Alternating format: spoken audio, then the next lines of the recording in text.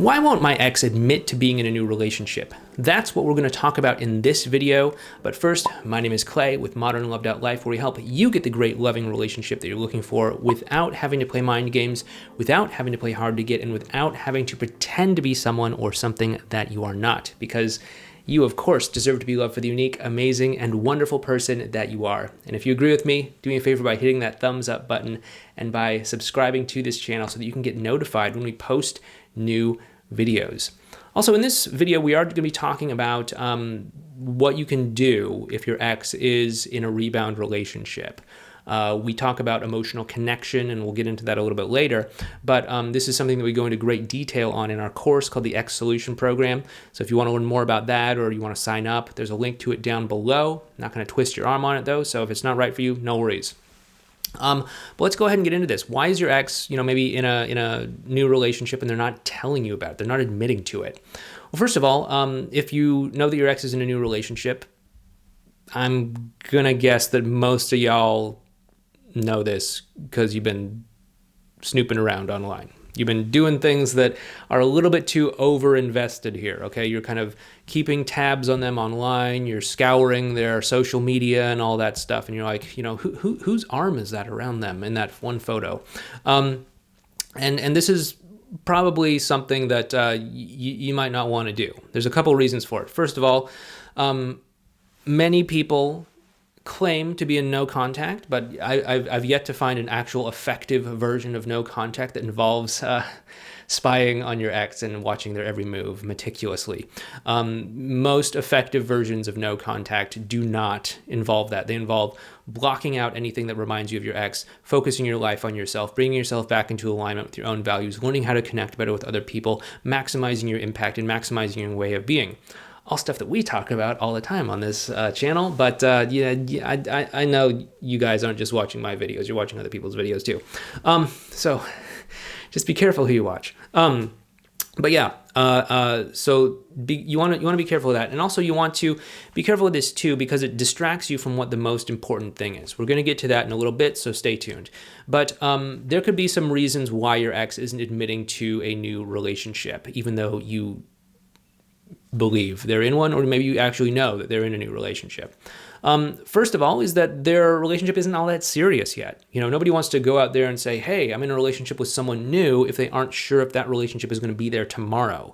Like, nothing could be more embarrassing for a lot of people than saying like, hey, I'm in a relationship with someone, then next day, oh yeah, we broke up. We had some like crazy fight about something, and now I'm single again.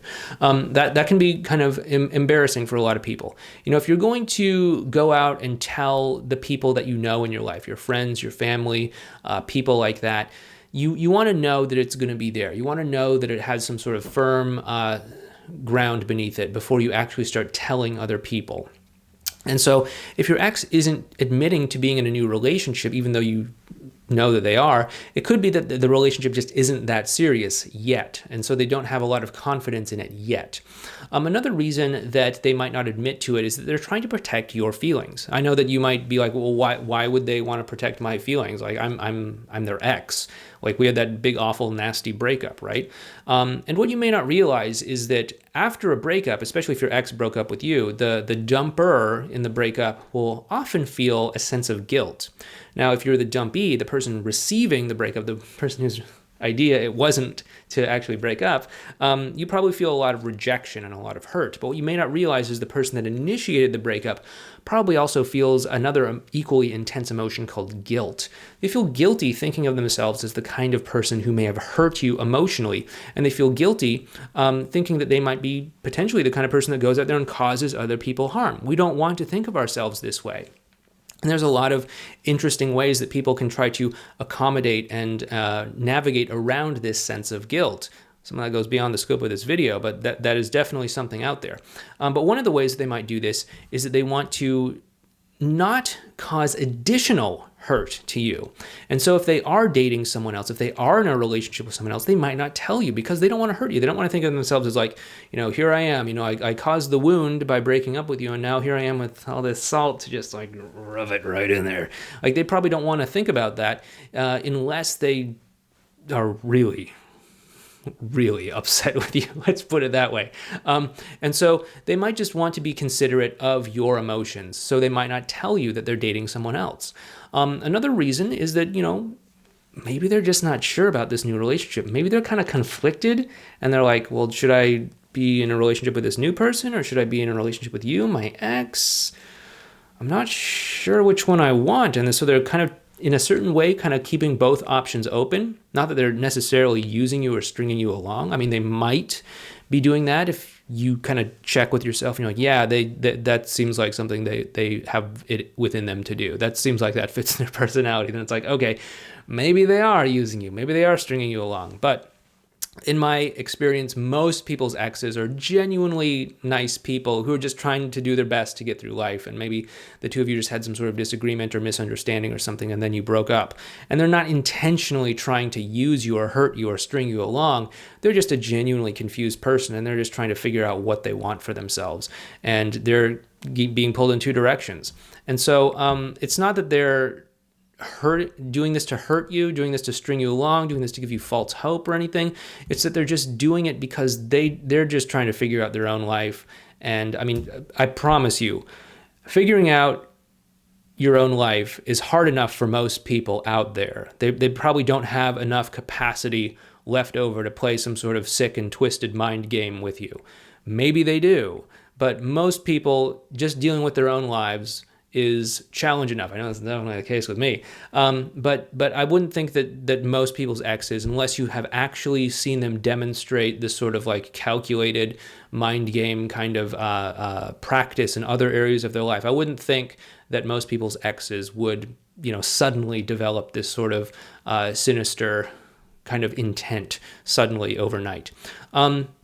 But beyond all of this, we can speculate about why your ex is admitting something or withholding something or telling you this or saying that or doing the opposite. We can speculate about that day and night. But frankly, it's not going to serve us. It's not going to serve you to continue to ruminate about this over and over and over again. It's not going to serve me to sit there and say, oh, maybe they're doing this. Oh, if you read that text message, there was this phrasing which tells us that.